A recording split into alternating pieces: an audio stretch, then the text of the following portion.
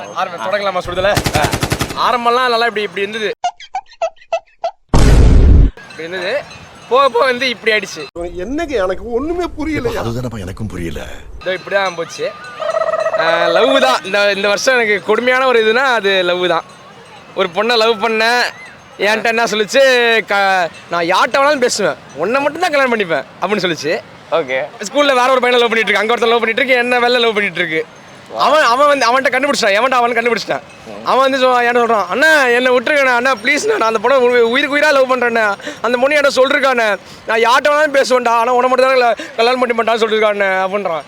அப்போ நான் மட்டும் நான் இழுத்த வரடா, ராத்திரிலாம் படுத்தா தூக்கமே வர மாட்டேங்குது, கிழவுல வந்து சொல்ல மாட்டேறான். ஒரே விட்ட போட்டு தாக்கியிருக்கான்ற மாதிரி இருந்தது.